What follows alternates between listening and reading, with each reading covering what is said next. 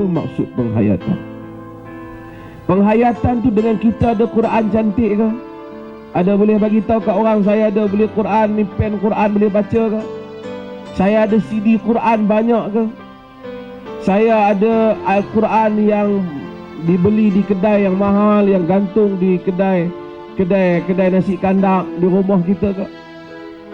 Ataupun Quran seperti mana yang Allah Ta'ala sebut, Zalikal kitab la raiba fi hudan lil muttaqin.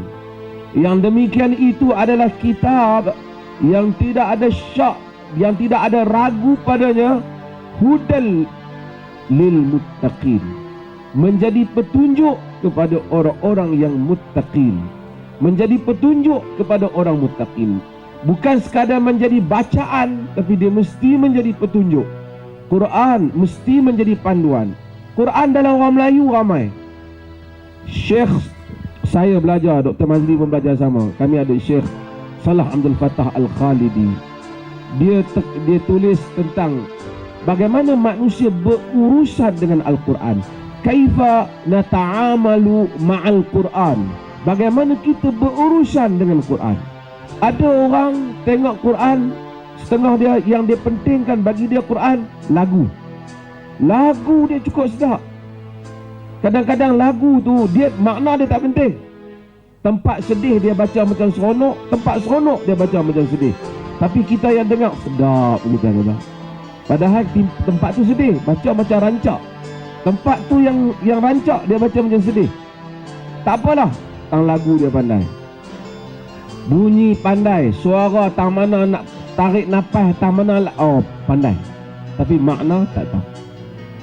Ada orang baca Quran, dia tang jampi je. Bomoh. Dia mai jumpa dia kita pun tanya dia ni, anak ni tak berapa nak dengar ni, macam mana ni? Dia kata ambil ayat ni.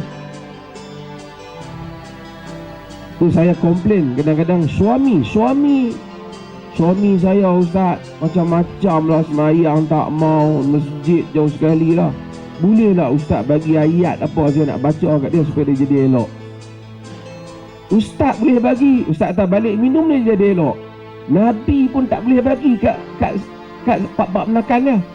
Quran turun pada Nabi tu. Kita yang Quran tak turun boleh bagi. Menunjukkan bahawasanya kita faham dah lain. Quran hudan, petunjuk, bukan minum jadi elok. Boleh minum ayat ni, ayat apa jampi ni, tapi dia tak mungkin jampi orang dapat petunjuk. Tapi kita punya faham sudah berbeza. Ada orang dia baca, dia rasa dengan baca Quran terus ubah tanpa perlu faham. Ada orang hatta diubah Quran, fahum la yubsirun, fahum la yubsirun tak tulis. Dia kata kalau tulis macam tu baru dia menjadi. Diubah Quran. Ada orang Quran dia bubuh di kedai, dia kata Quran bagi laris. Ni ayat 1000 dinar. Dia letak di kedai. Kita tanya tu ayat tu makna apa?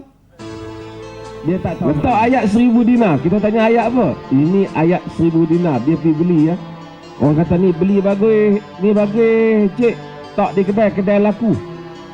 Ayat apa ni? Ayat 1000 dinar. Saya selalu melawak. Saya kata kita Malaysia tak pakai dinar, pakai ringgit. Ada ayat 1000 ringgit. Dia tak perlu faham. Allah kata dia tak tahu, baca pun dia tak tahu. Dia kata ini ayat 1000 dinar, gantung ni rezeki datang. Punya semudah itu. Sedangkan dalam ayat 1000 dinar tu yang dikatakan 1000 dinar, Nabi tak namakan pun 1000 dinar. Orang Melayu panggil 1000 dinar. Dia tulis wa man yattaqillah yaj'al lahu makhraja wa yarzuqhu min haitsu la yahtasib wa man yatawakkal 'ala Allah fa huwa hasbuh innallaha balighu amri. Siapa yang bertakwa kepada Allah, Allah jadikan untuk dia jalan keluar. Wa yarzuqhu min haitsu la yahtasib, Allah rezekikan kepada dia dengan jalan yang dia tak sangka. Wa man yatawakkal 'ala Allah fa huwa hasbuh. Siapa yang bertawakal kepada Allah, cukuplah Allah baginya. Dia gantung ayat tu. Maghrib dan dia tak semayang. Kadang-kadang niaga pun dia kecoh, hak makanan kemarin pun dia bawa lagi. Dia tak takwa kepada Allah, tapi ayat tu dia gantung, dia kata rezeki mai. Kita jadikan Quran ini perhiasan. Macam orang ambil ubat bukit 3 makan, tapi dia tak makan. Bukit 4 petang makan sebiji, dia tak makan. Dengan itu Quran tidak dapat berfungsi dalam hidup kita. Sebab itu kita bila sebut bulan Quran, bulan Ramadan, Allah sebut syahrul Ramadan allazi unzila fihi al-Quran hudan linnas wa bayyinatin minal huda wal furqan. Bulan Ramadan yang diturunkan kepadanya Quran, petunjuk kepada manusia. Bukan perhiasan, bukan jampi ajaib untuk manusia. Bukan, tak, dia petunjuk, mesti jadi petunjuk, mesti nak jadi petunjuk mesti kena faham. Wa bayyinatin minal huda wal furqan, yang membezakan yang menjelaskan petunjuk dan yang membezakan antara yang benar dan yang salah. Quran mesti dapat menjadikan kita membezakan antara yang benar dan salah. Bila kita jadikan ia petunjuk, maka tak ada cara melainkan kita kena faham Quran. Setelah kita kena faham Quran, kita kena laksanakan prinsip Al-Quran di dalam kehidupan kita. Yang itulah yang dikatakan menghayati Al-Quran. Terima kasih, Bos.